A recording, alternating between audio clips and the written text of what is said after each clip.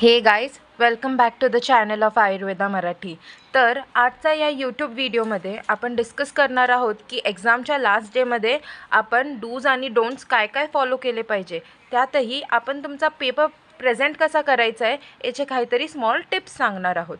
तर फर्स्टली आपण पेपरचा डिव्हिजन बघूया.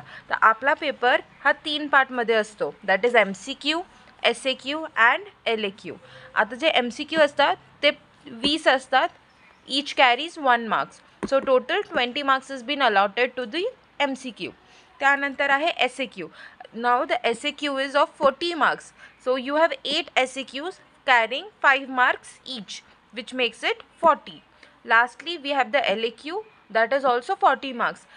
We have 4 questions, each carrying 10 marks. तर अशा प्रकारे तुमचा हा पेपर 100 मार्क्सचा कवर होतो आणि त्यात तुम्हाला एक नाही तर 2 पेपर लिहायचे आहेत, पेपर 1 अँड पेपर 2 ऑफ रचना शारीर. करेक्ट. आणि आता बेसिक स्मॉल टिप्स बघूया आपण, जे आपल्याला बघावे लागतील. फर्स्टली, जर तुम्ही आता अभ्यास स्टार्ट करत असेल तर तुम्हाला खूप जास्त अभ्यास करण्याची गरज आहे. आणि जर तुम्ही आधीपासून अभ्यास स्टार्ट करत असेल तर मेक शुअर की लास्ट डेजमध्ये तुम्ही रिव्हिजन चांगली ठेवाल. बिकॉज जर तुम्ही रिवाईज केलं नाही तर तुम्हाला एक्झाममध्ये ॲन्सर्स लिहिण्याचा कॉन्फिडन्सच येत नाही. Make sure you keep on revising everything. And anatomy is a very volatile subject. तुम्ही जर रिवाईज केलं नाही तर तुमच्या डोक्यातून ते पॉईंट्स पटकन उडून जाणार आहेत. म्हणून परत परत रिवाईज करा. जरी तुम्हाला ह्युमरस बोन फर्स्ट बोन असतो आणि खूप चांगला शिकवलेला असतो, त्यामुळे खूप छान पार्ट असतो, पण तो परत परत रिवाईज करा. कारण जर बाय चान्स तोच बोन तुम्हाला एक्झाममध्ये आला तर तुम्हाला तो नीट क्लिअर लिहिता येणार नाही. So make sure that revision is must for your final exam preparations. And जर तुम्ही आता अभ्यास स्टार्ट करत असाल तर मेक शुअर ॲटलीस्ट तुम्ही ॲनाटॉमीचे रोज 4 ते 5 टॉपिक्स कवर करतायत, कारण ह्या स्पीडवरती तुम्हाला कवर करणं it is highly impossible, but try your best.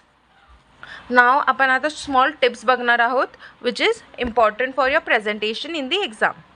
Okay. तर आपल्याला आपण स्टडी करताना एक सर्टन पॅटर्न फिक्स केला होता for all the LAQ and SAQ and also MCQ तर तुम्ही सॉल्व करतालच. तर so first let's consider the LAQ.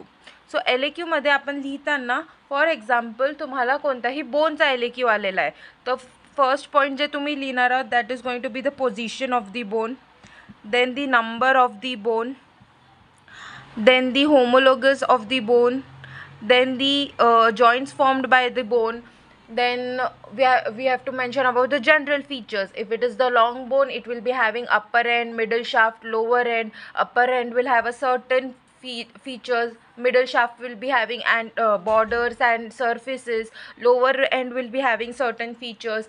Then we'll write about muscle attachment, ossification, applied anatomy, also the ligaments related to it. So these are like 11 points that you will be completely writing for an LAQ. असं आपण total 11 point already एक एक बोनचे discuss केलेले आहेत. तुम्हाला मी काही नवीन नाही सांगत आहे वाचायला, पण LAQ लिहिताना तुम्ही त्याच फॉर्मॅटमध्ये लिहिला ज्या फॉर्मॅटमध्ये मी तुम्हाला नोट्स प्रोव्हाइड केलेले आहेत. So I guarantee you to get out of marks in each question. Also diagram काढणं खूप इम्पॉर्टंट आहेत. मला भरपूर जणांचे मेसेजेस आले होते की मॅम डायग्राम कोणते काढावे लागतात आणि डायग्राम काढणं नेसेसरी आहेत का. Guys, it's an anatomy question or the paper is related to Rachna Sharir where everything is based on diagrams. So make sure तुम्ही LAQ साठी कमीत कमी 2 डायग्राम्स काढणं कंपल्सरी आहेत. तुम्ही फक्त LAQच्या प्रश्नांसाठी नाही तर इवन आयुर्वेदा पार्टसाठी पण डायग्राम काढू शकता. फॉर एक्झाम्पल, जर तुम्हाला SAQ आलेला आहे आणि तुम्हाला स्पेसिफिक 2 मर्म सांगितलेले आहेत, फॉर एक्झाम्पल अपांग मर्म, एक तुम्हाला एक्झाम्पल म्हणून आपण कन्सिडर करूया की तुम्हाला पेपरला अपांग मर्म डिस्क्राईब करायला आलेला आहे 5 मार्कर क्वेश्चनसाठी. आता तुम्ही काय म्हणताल, माझ्याकडे एवढा कंटेंटच नाही. युजली तुम्हाला 2 मर्म विचारतील, त्यातला first part for example Apang आहे तर तुम्हाला 2.5 मार्कासाठी लिहायचं आहे, तर तुम्ही 1 पेज त्याचा कन्फर्मेशन लिहिणारच आहे. But what about the diagram, तर तुम्ही या क्वेश्चन्समध्ये डायग्राम काढत नाही, but you can make a small head diagram. For example, I will show you right here. So this, for example, you make such a man, you make an eye here and you specifically show the apang marma, आणि तुम्ही त्याला highlight करून you can mark it अपांग. जर तुम्ही असं marking करून तो मर्म हायलाईट केला, so the examiner is going to be so impressed at your question की तो तुम्हाला कंटेंटमध्ये तुम्ही काय लिहिलं हे नीट वाचणारसुद्धा नाही. सो मेक शुअर की तुम्ही डायग्राम्स प्रत्येक क्वेश्चनला काढाल if possible. And for example स्त्रोतसारखे प्रश्नांना डायग्राम नसतात, I can understand that, but जिथे असतात make sure you make your diagrams. And secondly जर बोन्स आलेत तर तुम्हाला मसल अटॅचमेंट सोबतची डायग्राम काढायची आहेत, anterior and posterior both the sides. You can not skip any one of them. And जर तुम्हाला ऑर्गनची LAQ आलेला आहे तरी तुम्हाला कमीत कमी 2 डायग्राम्स काढणं अपेक्षित आहेत. And if by any chance तुमच्याकडे 2 डायग्राम नाही आहे तर you can remove the 1 diagram you have, but chances double डायग्रामची खूप इम्पॉर्टंट आहे. सेकंडली तुम्हाला जॉईंट आलं आहे, जॉईंटमध्ये तर तुम्हाला प्रत्येकी 2 डायग्राम निवांत मी दिलेलेच आहेत. फॉर एक्झाम्पल नी जॉईंट घेऊया आपण. नी जॉईंटमध्ये बेसिक लिगामेंट्सची डायग्राम मी तुम्हाला प्रोव्हाइड केलेली आहेत, त्याचसोबत त्याचे रिलेशन्सची डायग्राम सेपरेट आहे ती मी तुम्हाला प्रोव्हाइड केलेली आहे. तुम्ही दोन्ही डायग्राम जरी काढले तर मग तुम्हाला आउट ऑफ मार्क्स भेटणारच आहेत. आणि खूप सिस्टमॅटिकली मी तुम्हाला नोट्स पण प्रोव्हाइड केलेत. मेक शुअर की तुम्ही त्याच फॉर्मॅटमध्ये ते फॉलो केलं पाहिजे. जर तुम्ही त्या फॉर्मॅटमध्ये किंवा त्या नोट्सप्रमाणे आपले ॲन्सर्स लिहितात, the examiner will see the highlighted points. And the very most important thing is applied anatomy in every concept. तुम्हाला जेवढे पण प्रश्न आलेले आहेत मॉडर्नचे, ॲटलिस्ट मी शिकवलेलेचे, आणि त्यात मी तुम्हाला अप्लाइड ॲनाटॉमी प्रत्येक बोन, ऑर्गन, जॉईंट सगळ्यांना लिहून दिलेली आहे. Make sure you write every damn thing about it.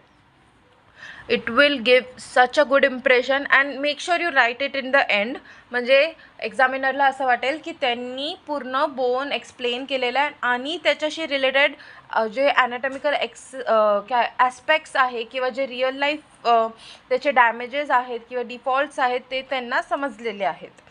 So it gives a good impression as well. तुमचा पेपर सिस्टमॅटिक असला पाहिजे. Make sure you remove good handwriting, you write good handwriting as well, because that is very important. It impresses the examiner. Lastly, try and manage your time. कारण सगळ्यात महत्त्वाचं point आहे की तुमचा complete paper cover झाला पाहिजे. आता मी तुम्हाला एक बेसिक गोष्ट सांगते. जे तुमचे LAQ असतात ते 4 असतात आणि जे तुमचे SAQ असतात ते 8 असतात. सो ऑन ॲन ॲव्हरेज एक असा SAQ येतोच जे आपल्याला येत नसतो एक्झाममध्ये. सो ऑन ॲन ॲव्हरेज तुम्हाला 4 LAQ आणि 7 SAQ लिहायचे असतात. नाव make sure you keep this the same way. तुम्हाला कोणत्याही हालतमध्ये एक्झाममध्ये 4 LAQ 7 SAQ लिहून यायचेच आहेत, त्याशिवाय तुम्ही पासच होणार नाही जरी तुम्ही चांगला पेपर नाही लिहिला तरी. हा बेसिक गोष्ट आहे. 4 LAQ तुम्हाला कंपल्सरी लिहायचे आहेत. मी असं म्हणणार नाही की आधी LAQ स्टार्ट करायचं, आधी SAQ स्टार्ट करायचं. द क्वेश्चन्स वाचायचे ज्या क्वेश्चनमध्ये तुम्ही कम्फर्टेबल आहेत. फॉर एक्झाम्पल तुम्हाला 7 SAQ नीट येत आहेत, गो ऑन विथ SAQ. तुमचं इम्प्रेशन आधी एक्झामिनरवर चांगला पडला पाहिजे. जो इन्व्हिजिलेटर असतो, जो चेक करणारा असतो पेपर, त्याच्यावरती जर तुम्ही चांगले पहिलेच प्रश्न लिहिले तर तो नंतरचे प्रश्न लूजली चेक करणार आहे. हा फोकस ठेवून तुम्ही हे क्वेश्चन्स बघितले पाहिजे ज्याच्याशी तुम्ही कम्फर्टेबल आहात. तुम्हाला जर आधी 4 LAQ कम्फर्टेबल असतील तर 4 LAQ लिहा आणि त्यानंतर SAQ स्टार्ट करा. पण जर तुम्हाला आधी SAQ कम्फर्टेबल वाटत असतील तर make sure you start with the SAQs. I am not going to force you, it's going to be your choice. And keep in your mind, just because तुम्हाला एक SAQ येत नाही आणि तुम्ही त्या SAQला धरून अख्खा पेपर खराब करणार आहेत, तर there is no point in that thing too. So make sure तुम्ही एक SAQ जे तुम्हाला येत नाही त्याच्यामागे उरलेले 7 SAQ खराब करणार नाही. It's okay. हा एक ॲव्हरेज तुम्हाला कन्सिडर करून जावंच लागतो की तुम्हाला एक प्रश्न येणार नाही आहे, चाहे तो LAQ असो चाहे तो SAQ असो, कारण तो एखादा आउट ऑफ द बॉक्स प्रश्न येतोच एक्झाममध्ये. Same goes for MCQ. 20 पैकी 15 MCQ is very simple. 3 MCQs might be a little hard and 2 MCQs are going to be hard and probably you won't get them and it's okay. There is no such compulsion की तुम्हाला 20चे 20 MCQ आलेच पाहिजे. Do not get yourself demotivated just because of an SAQ or an MCQ. That is what I'm telling you. The confidence is the main key for your scoring good in exam. Okay, be confident with whatever you write in the exam, and do not get nervous at all. It's just an university exam, and I know you can crack it very well. I wish you guys all the best for your exams, and I hope you write the best paper and score the best marks of all. Thank you.